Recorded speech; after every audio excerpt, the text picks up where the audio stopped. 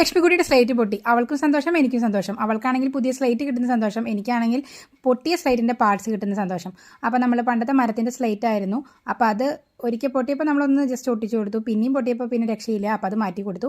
അപ്പോൾ അതിൻ്റെ തണ്ടുകൾ ഇതാ നമ്മൾ മാറ്റിയെടുത്തിട്ടുണ്ട്. പിന്നെ ഒരു ജസ്റ്റ് ഒരു കാർഡ് ബോർഡ് എടുത്തിട്ട് അതൊരു റെക്ടാങ്കിൾ ഷേപ്പിൽ മുറിച്ച് കൊടുത്തിട്ട് നമ്മളിത് അതിൻ്റെ മുകളിൽ ഒട്ടിച്ച് കൊടുക്കുകയാണ്. സംഭവം മനസ്സിലായില്ലേ? ഒരു ഫോട്ടോ ഫ്രെയിമാണ് ഉണ്ടാക്കിയെടുക്കാൻ പോകുന്നത്.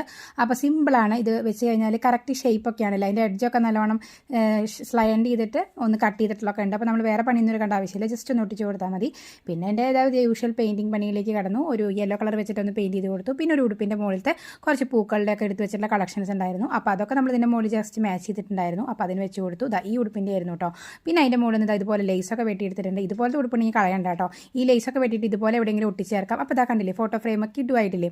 ആ ലേസും കൂടി ഒട്ടിച്ചപ്പോൾ നല്ല സൂപ്പർ ആയിട്ടുണ്ട്. ബാക്കിൽ ഒരു സ്റ്റാൻഡും കൂടി വെച്ചപ്പോൾ ഞാൻ പ്രതീക്ഷയിൽ സൂപ്പർ ആയിട്ടുള്ളൊരു ഫോട്ടോ ഫ്രെയിം റെഡി ആയിട്ടുണ്ട്. പിന്നെ ഇതെൻ്റെ സ്പെഷ്യൽ ആയിട്ടുള്ളൊരു ഫോട്ടോ ആണ് കേട്ടോ.